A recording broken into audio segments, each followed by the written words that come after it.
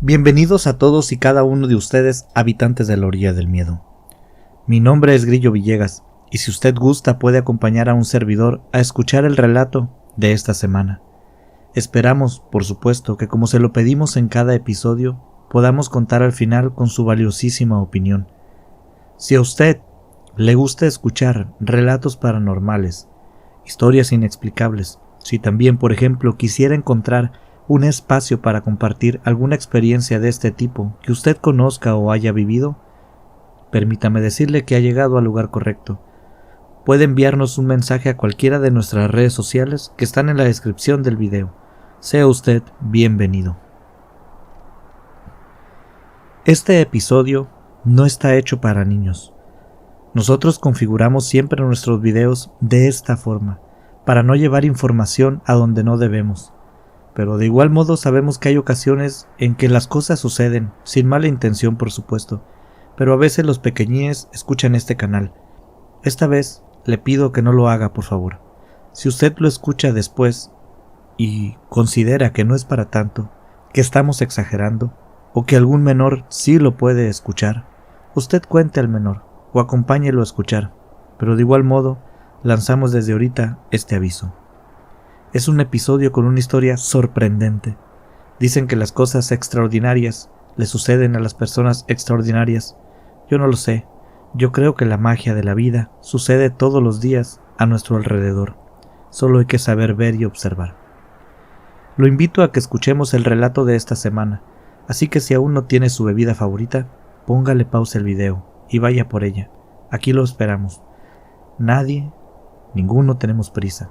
Todos queremos pasar un rato agradable. Queremos desestresarnos del día a día que este mundo pone sobre nuestros hombros. Así que recuéstese allí en su asiento, en su sillón. Si usted va manejando un vehículo, usted concéntrese en el camino y a mí permítame acompañarlo hasta su destino con este relato. Pero si tiene la oportunidad, cierre sus ojos e iniciemos este recorrido. La orilla del miedo, donde tus historias hayan vida.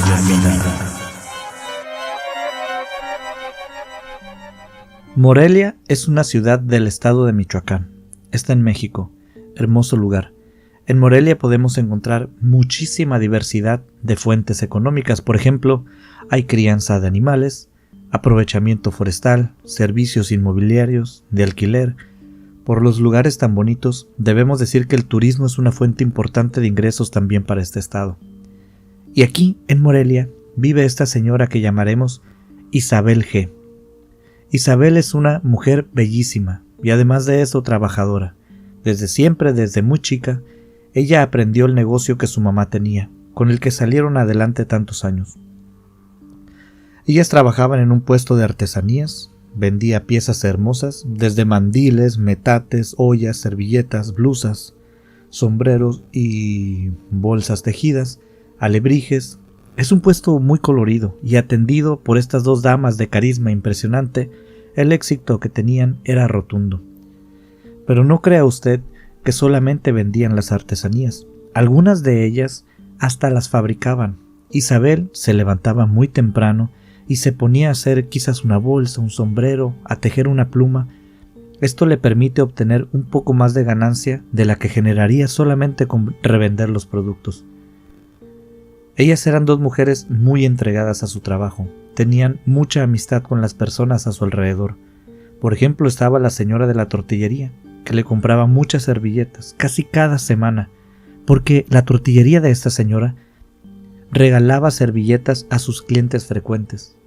Y también esta misma tortillería vendía las servilletas, y las que hacía Isabel eran las más solicitadas, porque estaban hechas muy bien, con mucho detalle, con mucho cuidado. Por eso se las compraban a ellas, y platicaban pues casi cada semana. Era una bonita amistad, era un ejemplo de las amigas que tenía. También estaban sus vecinos de vendimia, con ellos convive mucho tiempo durante el día, así que también eran muy buenos amigos de Isabel. Precisamente en esta vendimia fue donde conoció a Daniela. Daniela es una chica que no tiene ningún puesto establecido en el mercado, como lo tiene Isabel, pero anda siempre de puesto en puesto, buscando a quien ayudar y buscando, igual que los demás, ganarse un poco de dinero. Para Isabel es un gusto trabajar en ese puesto, en el puesto de su madre, pero siempre puso su mirada un poquito en el futuro, un poquito más allá, en cómo hacer crecer el negocio. Por eso cuando conoció a Daniela, la tomó de inmediato como trabajadora y le dijo: tú ya no vas a andar ahí buscando a ver qué hacer, tú te vienes todos los días conmigo. Porque Daniela era servicial, Daniela es obediente, excelente persona, se fusiona perfectamente con la idea que tenía Isabel para hacer crecer este negocio hasta tener un local, así que empieza a trabajar con ella. Una mañana Daniela le habla a Isabel y le pide que la disculpe. Daniela sufre de diabetes y tiene un problema serio en sus pies. Trabajar con Isabel requiere cargar bolsas pesadas por largos tramos, caminando, así que Daniela siempre está condicionada a la disponibilidad de sus propios pies para poder trabajar. Ese día Daniela simplemente no puede. Ella se conoce, pudiera intentarlo, pero se conoce, no va a poder. Isabel la conoce también y sabe que si hubiera una pequeña posibilidad de que Daniela la pudiera ayudar, no estaría pasando eso.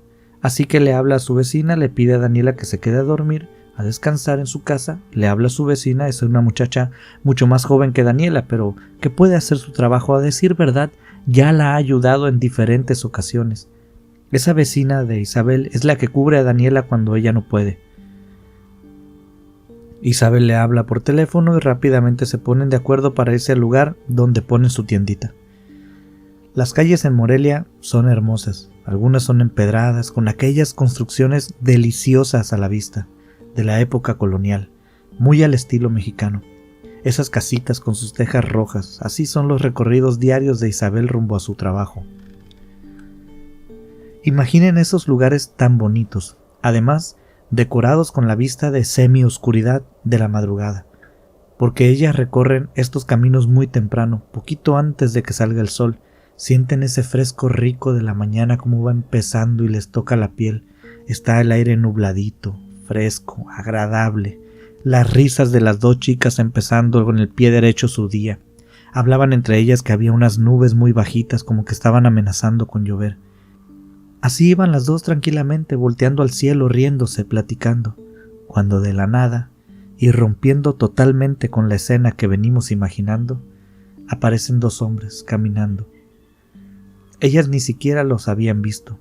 Uno de ellos trae la mano colocada en un arma que trae en la cintura, un arma de fuego, una pistola, claramente haciendo alarde de que trae eso empuñado. El otro no muestra ningún arma, pero seguramente también viene armado.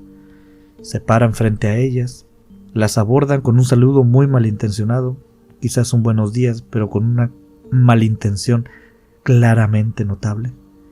Ellas se detienen un momento, los miran. Isabel se avispa más rápido, jala a su vecina para intentar rodearlos y seguir avanzando. Uno de los hombres la toma por un brazo cuando pasan por un lado de ellos, se hacen de palabras, forcejean. Isabel tiene miedo, la vecina también, pero no por eso se hacen menos, son valientes. Ellas saben que en Michoacán la delincuencia organizada es muy fuerte, está por todos lados, pero no por eso se dejan mangonear. No, los michoacanos son valientes y de armas tomar, hombres y mujeres. Así que entre palabras y forcejeos el hombre saca el arma, después llega un carro, se detiene a un lado de ellos y suben a las dos chicas a la fuerza. Así de fácil y así de rápido, una persona ese día desapareció, en este caso dos. Para cuando la madre de Isabel y también Daniela y otras personas se dan cuenta que ellas no aparecen por ningún lado, las dos chicas fueron llevadas fuera del pueblo. Ya estaban en no sé qué lugar. Se movilizaron todos, sí. Se movió la policía, sí. Se repartió volantes, sí. Se activó alguna alerta de no sé qué color, sí.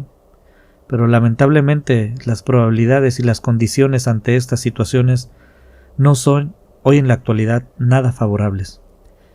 La madre de Isabel pasó muchas tristezas, muchas noches sola. Era una persona mayor y a veces la depresión no te permite ni siquiera comer. Se le juntaron miles de ideas en su mente. Se vino abajo anímicamente. Sus defensas bajaron por lo mismo. Ella no soportó mucho tiempo. La señora fallece. Los doctores dicen que fue de debilitamiento, pero los que la conocieron saben que murió de tristeza. Y allá, en una casa, en medio de la nada, se encontraban las chicas, sufriendo miles de maltratos, los peores, siendo humilladas, sobajadas. La vecina, al igual que la madre de Isabel, no duró mucho tiempo viva. Muere de tristeza, quizá de violencia, por salud, vaya usted a saber entre tantas penurias que vivió en esa casa. Pero la chica muere, y a las pocas semanas, Isabel entiende que si no logra escapar, será también ese su fin, igual que el de su vecina, y ella no quería que sucediera esto. Así que de alguna u otra forma, en una noche donde se presenta la oportunidad, y haciendo gala de ese espíritu aguerrido combatiente, logró salir de aquel lugar, solamente para enfrentarse a una selva oscura y fría, cruel, la cual recorre con tenacidad, descalza y con poca ropa, pero la recorre, solamente para encontrarse con una estación de policía indiferente, pero igual la busca y pide ayuda. Le toman una declaración, les hacen unas pruebas médicas, solo para enterarse que está embarazada. El padre era alguno de aquellos rufianes, luego la llevan a su casa. Solamente llega para enterarse por medio de sus vecinos que mamá ya no estaba en casa. Isabel no quería que su mamá viviera con el pendiente de dónde estaba ella. Ese fue su mayor motivo para encontrar fuerzas y escapar. Pero bueno, de igual modo sucedió. De alguna forma, Isabel piensa y sabe que su madre le brindó fuerzas para salir de aquel horrible lugar. Eso no lo duda. No duda ni un poquito que su madre la acompañó en cada paso que dio mientras escapaba. Pero bueno, igual la tristeza está. Las malas experiencias llegaron para quedarse. Aquí quiero hacer una pausa, para que pensemos un poco en el escenario de Isabel. Pasó de estar en una vida excelente, con metas positivas a largo plazo, a corto plazo, con altibajos, sí, igual que los tiene usted en su vida, igual que los tengo yo, pero de repente, sin tener ni idea de quién fue el que lo decidió, cómo lo decidió o por qué lo decidió, simplemente alguien toma una decisión y a ella le cambia la vida en cuestión de meses, en un santiamén. Pero de nuevo, quiero reconocerla. Isabel es fuerte, valiente, entrona. Así que sí, se tira al suelo, patalea, llora, golpea el suelo con sus puños, se derrumba. Pero luego de eso toma aire, se levanta, se sacude un poco el polvo de su ropa, se acomoda el pelo, levanta la cabeza y sigue adelante, así como debe ser. Daniela, la ayudante que no pudo asistir a trabajar el día del secuestro, estuvo en todo aquel proceso de recuperación de Isabel, desde que Isabel apareció hasta que Isabel se levantó para seguir adelante. Esa amiga fue clave para que Isabel pudiera seguir viviendo. Ella solo quería desaparecer de la vista de todos, pero Daniela sabía que la soledad es mala consejera.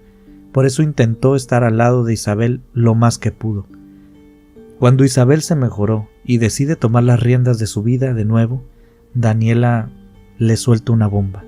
Le dice: Isabel, sabemos quiénes fueron los que te llevaron. Tenemos un nombre, una cara, y además sabemos dónde vive. Es de aquí del pueblo. Y le dice quién es. Resulta que la gente del pueblo, los amigos de Isabel, se habían estado moviendo por detrás de la policía. Les digo que son gente muy bragada, pero justamente estaban en planes de tomar la justicia por sus propias manos cuando apareció Isabel y calmó muchísimo las aguas, aunque no todos sabían lo que le había pasado a esta muchacha. De lo contrario, probablemente hubiera sido peor. Se hubiera prendido el rancho, como se dice por allí. Pero en la cabeza de Isabel se empiezan a maquinar cosas. Se empieza a idear un plan para vengarse de aquel tipejo que llamaremos el señor R. R de rufián y R de ruin. Cuando Daniela le dice su nombre, le pide que no le diga más, que ella necesita pensar las cosas, y empieza esta maquinaria a moverse dentro de la cabeza de Isabel. Ella al mismo tiempo empieza a darle orden a su vida, poco a poco, a poner una piedra aquí, otro ladrillo acá, a construir de nuevo lo que le habían derrumbado con tanta frialdad. Y así es como se da cuenta que el bebé que lleva en su vientre en realidad eran dos pequeños creciendo juntos, dos hombrecitos, dos varoncitos. Ella había evitado ir al hospital porque no sabía si quería seguir con su embarazo, pero cuando su mente se calmó, entendió que aquellas vidas no eran las culpables de lo que le había sucedido, además de que nunca despreció la idea de ser madre. Quizás no es el escenario que ella había previsto, la forma en que la vida avanza siempre es extraña, pero prefirió seguir con su proceso, aunque definitivamente el que le dijeran que en su vientre había 2 gemelos no estaba dentro de sus planes. Ella lo tomó como una señal de que algo extraordinario estaba por suceder y vaya usted a entender que sí iba a pasar. Conforme se empieza a notar su embarazo, ella empieza a tener sueños extraños, sueños muy extraños. Sueños en los que ve a un niño de unos 8 o 9 años. Habla con ella, juega con ella, y ¿saben qué es algo curioso? Aquel niño en sus sueños le dice mamá. Se dirige a Isabel como mamá. Nunca se explica por qué, pero en los sueños Isabel sabe que aquel niño es uno de los gemelos que está engendrando en su vientre. El niño le pregunta cosas como se lo preguntaría a cualquier niño. Le pregunta cosas sobre el sol, le pregunta cosas sobre la luna, sobre el mar. El niño es curioso como cualquier niño, pero esto sucede en sus sueños. Ella le explica lo que puede y si no puede explicarlo le inventa alguna historia bonita. Pero pasan muchas horas hablando en estos sueños.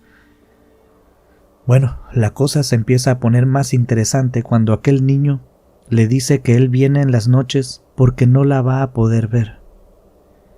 Que él no va a poder disfrutarla como la va a disfrutar su hermano, él solo la puede ver en los sueños. Y algunas semanas después, el médico le dice que uno de los niños muere. Este fenómeno sucede poco, pero sí hay posibilidades dentro de los embarazos gemelares, y es una situación de mucho cuidado, porque puede haber infecciones, puede haber problemas. Sin embargo, Isabel sale avante nuevamente, también de esta situación.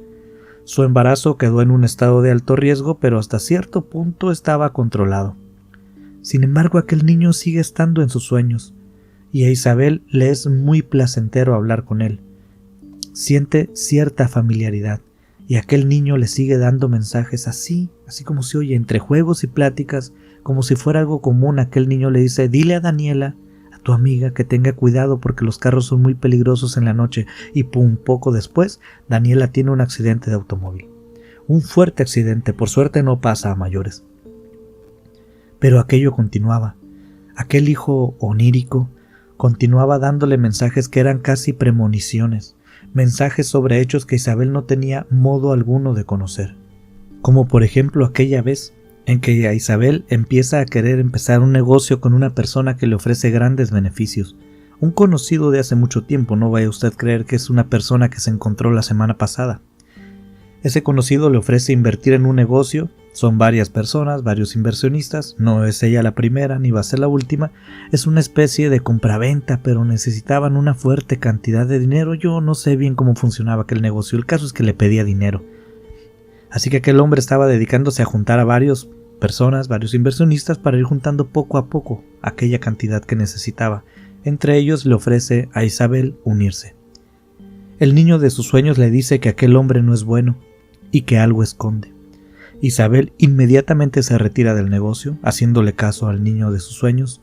Luego el hombre desaparece con los fondos de todos los inversionistas. Las premoniciones que este niño le hacía a Isabel en sueños eran impresionantes, pero hubo una que le llenó de miedo. Le dijo que su hermanito no podría vivir mucho tiempo con Isabel, que el niño sobreviviente se reuniría muy pronto después de nacer junto a él. A Isabel esto le heló la sangre.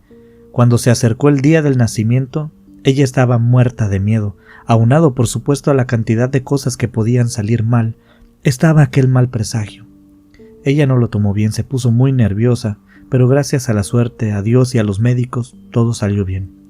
Nace su bebé, no hay nada malo con él, 2 bracitos, 2 piernitas, todos los dedos en su lugar, cuenta, 1, 2 orejas, todo muy bien, un bebé muy bello, muy sano, todo parecía bien. Pero Isabel, asustada por lo que aquel otro hijo suyo le había dicho en sueños, se enfocó en hacerle este análisis y aquel análisis, esta prueba. Tenía al niño estudio tras estudios, pero nunca logró encontrar nada, por lo menos médicamente, porque alrededor de aquel niño ocurrían muchas cosas. Ocurrían muchos fenómenos. Por ejemplo, Aquel niño siempre estaba cargado de una extraña electricidad estática. Siempre andaba, vamos a decir que echando chispas cuando agarraba cosas. A veces se podía ver una pequeña descarga o dando pequeños toques a las personas que lo levantaban. Era algo muy extraño, porque usted ha andado así cargado, yo también. A veces tiene que ver con que está nublado, con que usaste una cobija, usaste la otra, pero es esporádico. No era así con aquel niño. Todos los días él estaba cargado de esta característica. Muchas cosas comunes eran un problema, cosas simples como cambiarle el pañal, porque lanzaba estas descargas. Y aunque no son dolorosas ni son intensas, son descargas eléctricas, son incómodas. Un bebé no entiende por qué sucede algo así, y aquel bebé le incomodaba y lloraba y se retorcía de incomodidad. Pero Isabel no sabía cómo evitarlo, solo sabía que sucedían. De hecho, hasta le había comprado una pulsera antiestática de estas que se usan para trabajar en la electrónica, pero tampoco funcionó. Aquel niño seguía con esta característica. Ni siquiera los médicos pudieron encontrar una razón que ellos mismos entendieran. Solamente se rascaban la cabeza y se encogían de hombros cuando Isabel preguntaba. O por ejemplo, ¿saben qué más ocurría? Y sí era de verdad extraño con este bebé nacido, no digo que lo anterior no, pero miren, escuchen esto. El niño se movía de lugar, solo, recién nacido, así como usted lo escucha. Lo dejaban en el cuarto sobre la cama un momento, cuando volvían ya no estaba y de repente aparecía en la sala, en el suelo, o lo dejaban de ver un momento estando allí a un lado de Isabel y de repente no estaba, y entonces había que irlo a buscar con mucha premura, con mucha prisa, porque no sabías dónde podía aparecer. Esto no lo hacía muy seguido, pero cada que pasaba era una gran preocupación. Imagínense que apareciera sobre el techo o arriba de un árbol. Daniela no lo creía cuando Isabel se lo contó, pero luego lo comprobó ella misma. Intentaron preguntar a los doctores, igual que lo hicieron con la carga estática, pero los doctores ni siquiera lo tomaron en cuenta, se rieron de Isabel nada más. El niño era muy curioso, y además era un pillo. Imagínense ustedes, hasta un día agarró la plancha de cabello de Isabel y le quedó una marca muy grande de quemadura en su brazo y en su mano. Pues bueno, la cosa se puso muy interesante un día que no encontraban al niño por ningún lado, después de uno de estos fenómenos de desaparición. Isabel estaba muy nerviosa y entre llantos y sollozos, desesperada, como una madre debería de estar en una situación así, le habló a su hijo. Lo llamó, con mucha ternura. Así como una madre sabe hablar amorosamente a su hijo, así mismo lo hizo, y el niño de repente apareció allí, a un lado de Isabel. Entonces ella comprendió que aquel niño podía ser llamado por ella misma cuando desaparecía, pero tenía que hacerlo así. ¿Y saben qué? En la siguiente oportunidad que tuvo, lo corroboró. Así fue, lo volvió a llamar y volvió a aparecer. Entonces dejó, entre comillas, de ser un problema porque aquel niño siempre regresaba. Isabel siempre se preguntaba a dónde iba el niño, porque ahora que tenía más estudiado este fenómeno, se dio cuenta que no se movía de golpe de un lugar a otro, o sea que desaparecía aquí y un segundo más adelante estaba, sino que desaparecía por un periodo de tiempo y luego regresaba, o esa impresión le daba a ella, porque por ejemplo en algunas ocasiones ella revisó la sala buscando al bebé y no estaba. Se mueve a la cocina, sigue pasando los minutos, ella vuelve a la sala y estaba allí.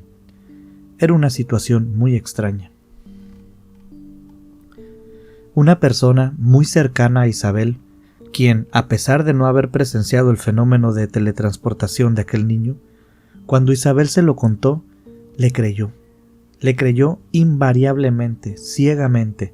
Isabel había optado por dejar de intentar convencer a la gente o esconder lo que su hijo podía hacer. A veces simplemente lo contaba y se le hizo común hacerlo porque casi nadie le creía. No era necesario poner pruebas o algo así. La gente simplemente decía, esto no es cierto. Lo podía decir en medio de la mesa de reuniones con las personas más serias y todos se soltaban riendo. Le perdió el miedo a externar este evento, pero aquel hombre no se rió. Aquella persona cercana a Isabel no le dio risa. Le dijo, de hecho, que en algún lugar de la Biblia había una mención a un ángel que se movía por el tiempo y que en el relato bíblico las personas alrededor del ángel veían lo mismo que veía Isabel, como si aquel hombre desapareciera y luego apareciera en otro lado. Nada de ese relato explicaba lo que le estaba pasando a su hijo, pero sabían que su hijo definitivamente era una persona poco común. Ella empezó a hablar con aquel hombre respecto a su hijo. Tenían muchas teorías: un bebé elegido por Dios, un alto nivel de estrés durante la concepción del embarazo, lo cual sin duda alguna podría ser muy probable, quizás una herencia que se saltaba a las generaciones. No sabían qué pasaba, hablaban mucho, teorizaban mucho, pero nada caía, nada encajaba. Por otro lado, debo contarles que quizás fue la atención que Isabel le dio a su hijo nacido, pero a los pocos meses el hijo de sueños desapareció.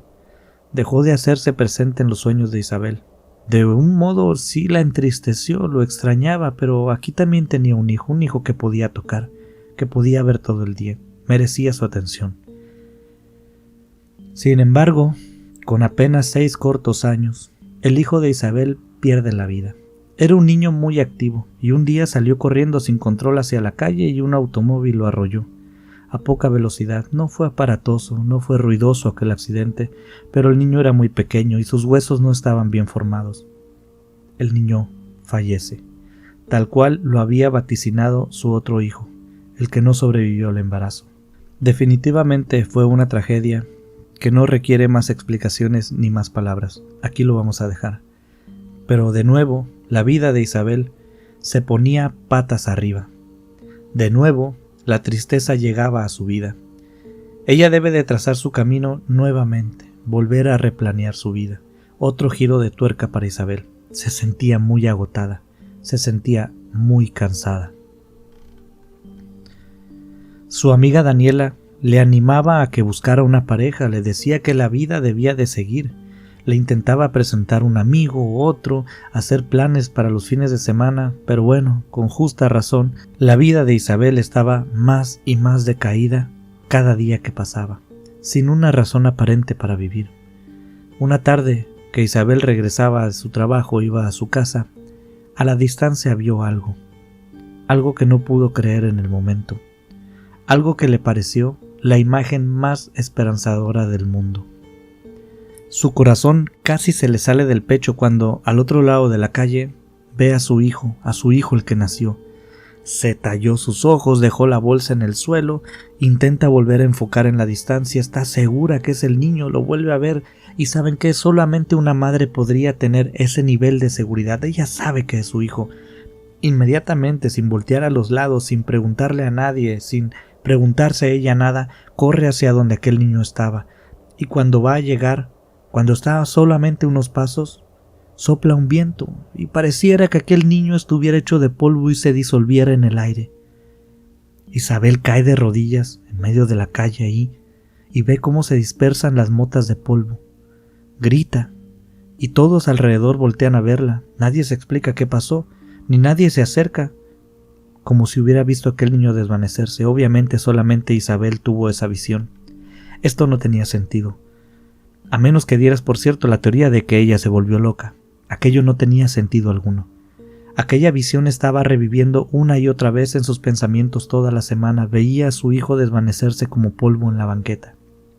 Por lo que el domingo fue a ver a su madre y a su hijo. Los tenía uno junto al otro en el cementerio de la ciudad. Allí estaban los dos, y ella había comprado un tercer espacio para cuando ella lo necesitara. Así podrían estar los tres juntos. Esa tarde ella fue a hablar con su madre, o mejor dicho, a la tumba de su madre. Quería contarle todo lo que le había sucedido, cómo se sentía, hablarle sobre las tragedias que pasaban a su alrededor como si ella estuviera marcada por alguna maldición. Ella así se sentía. También habló con su hijo, por supuesto el que nació, ahí en la tumba, el que descansaba en ese pedacito de tierra. Le pidió que por favor ya no se le volviera a aparecer, nunca más. Aquella visión fue dolorosísima y parecía que se la habían tatuado en el corazón. Así habló con ellos durante toda la tarde. Rosario en mano rezó, luego habló otra vez, luego rezó de nuevo. Así fue todo el día.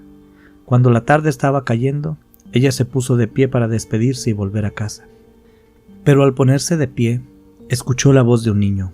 Voltea y efectivamente ve a un niño muy parecido a su hijo nacido, pero a este le faltaban muchos dientes de la parte de enfrente. Estaba molachito. y le dice, no. El niño le dice a Isabel, no. Es todo lo que dice aquel niño, y se le queda viendo a Isabel. El parecido es increíble, ella no puede dejar de notarlo. Pareciera que fuera su propio hijo, pero algo había diferente. Isabel le pregunta al niño, oye, ¿dónde está tu madre, tus familiares, con quién vienes? Casi se hace de noche y aquel niño parecía andar solo. Busca gente en la distancia, no ve a nadie. Luego vuelve a ver a aquel niño. Está sonriendo y le siguen faltando esos dientes. Isabel le toca el hombro y cuando lo hace espera que no se vaya a disolver como polvo en el aire otra vez, igual que pasó aquel día. Isabel insiste con preguntarle por sus familiares. El niño agacha la cabeza y con su dedito mueve la tierra bajo sus pies. Después toma un carrito de juguete que estaba sobre la tumba del hijo de Isabel. Entonces el niño, mirando al piso, le dice, yo no tuve mami porque tú nunca me quisiste, y cuando nació mi hermano solo lo veías a él. Tuve que quedarme con mi abuelita y mi papá. Imagínense el susto o la sorpresa de Isabel al escuchar aquellas palabras. Y luego el niño continuó, Le dijo que su hermanito le pidió cambiar de lugares antes de nacer. Le ofreció que si cambiaban de lugares, él podría dormir junto a su madre todos los días. Isabel abre muchísimo los ojos, luego ve al niño, se parece mucho a su hijo nacido, pero no es él. Luego el niño continúa avasallando a Isabel con palabras, diciéndole que con el tiempo ella dejó de escucharlo porque le dio más importancia a su hermano, porque él siempre ha estado, y entonces Isabel lo entendió. Tiene justo frente a ella al hijo que no nació. Por eso se parece a su otro hijo, lo ve con más atención, el lunar que ella tiene en la sien, aquel niño también lo tiene, y entonces lo identifica, es el niño con el que soñaba, lo puede ver claramente.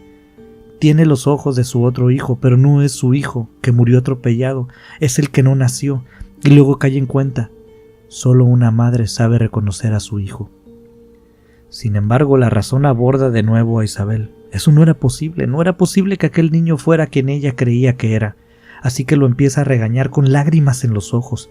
Le dice que eso que está haciendo está muy mal, que no debe jugar así con los sentimientos de las personas. Le exige que le diga quién le ha contado todos esos detalles, que lo que hace es cruel y que no es justo. Le dice todo esto mientras le grita y al mismo tiempo llora.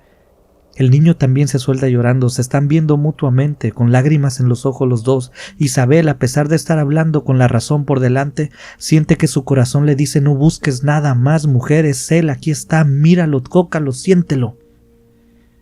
El niño llora y pareciera que quiere abrazar a Isabel, pero no se anima. Isabel nota esto, y ella es quien se acerca al niño, lo alza y entonces al tocarlo lo sabe todo.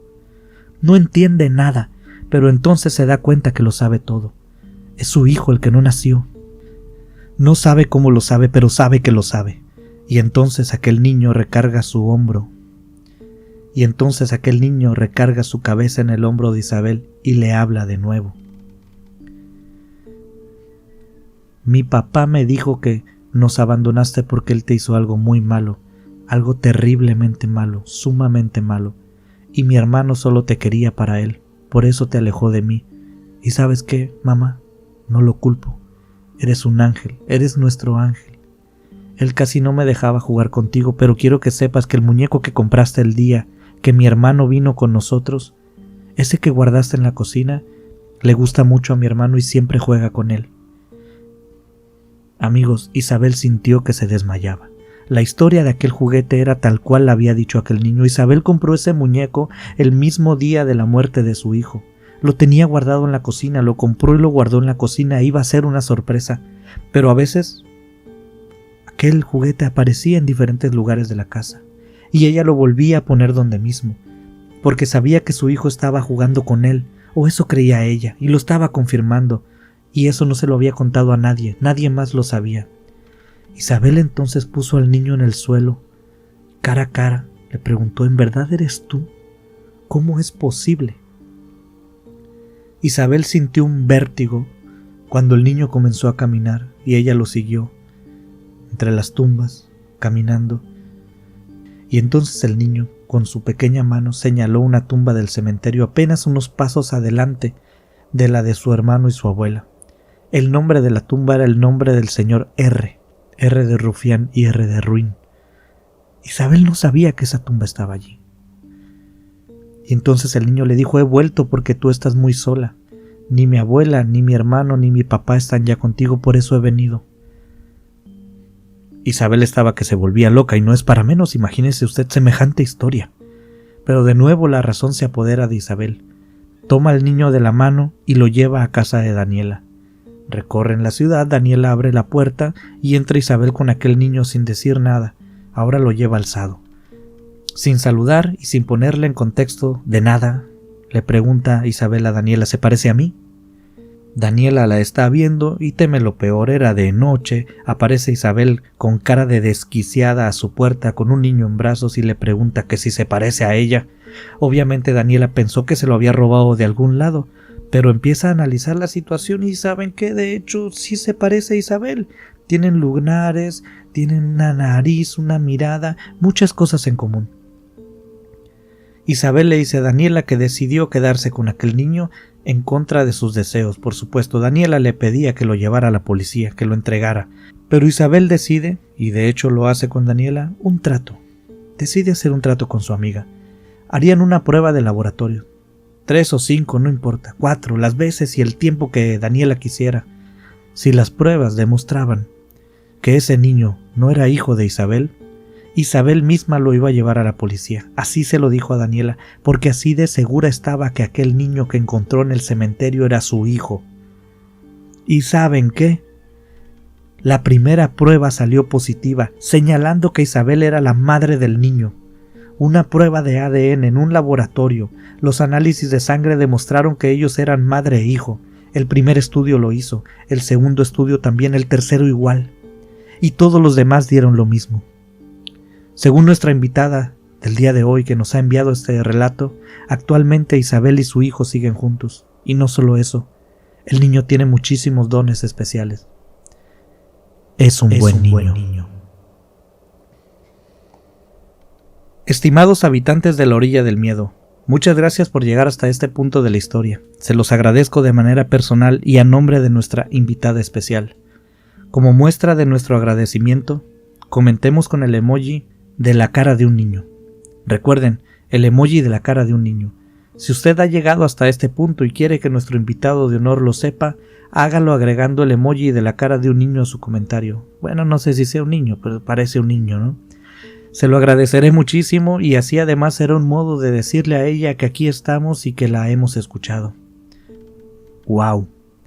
¿Qué más me queda por decir? Simplemente wow, no sé ustedes, además de conmoverme muchísimo, me ha parecido una súper historia. Muchísimas gracias a nuestra amiga por enviarnos este relato. Y si me lo permiten pasaré a mandar algunos saludos de manera rápida. Sandra Castruita, te enviamos un saludo afectuoso hasta Torreón, amiga. Lupita López, muchas gracias por apoyar este proyecto. Elena Castro, un abrazo para ti, siempre nos da gusto saludarte. Elber Pacheco, amigo, muchas gracias y siempre gracias. Lina Araque, nos encanta saber que disfrutas de nuestros relatos. Fabi Jiménez, te enviamos un saludo muy especial y respetuoso hasta California. Estamos muy contentos de saber que nos deja estar usted un ratito a la semana. También para Carmen Hernández, sea usted bienvenida a este su canal. Esperamos seguirla viendo por acá seguido. María Tere Valenzuela, en efecto, tienes razón, la envidia es una energía muy negativa y lamentablemente también es muy poderosa. Karenina Duarte, muchas gracias por tu comentario. Cuéntanos desde dónde nos escuchas. Luis Medel, gracias por comentar en nuestro video pasado. Casey Dalton, te enviamos un abrazo hasta California. Esperamos muchísimo que te haya gustado este episodio. De la misma manera que hemos mencionado a quienes nos dejan comentarios en nuestros videos, saludamos a todos quienes estén escuchando este relato. Gracias por escuchar, gracias por compartir y gracias por dejarme acompañarlos un ratito más esta semana. Soy Grillo Villegas y si usted gusta, estimado habitante de la orilla del miedo, está más que invitado para vernos aquí dentro de 7 días para dar un recorrido por la orilla del miedo.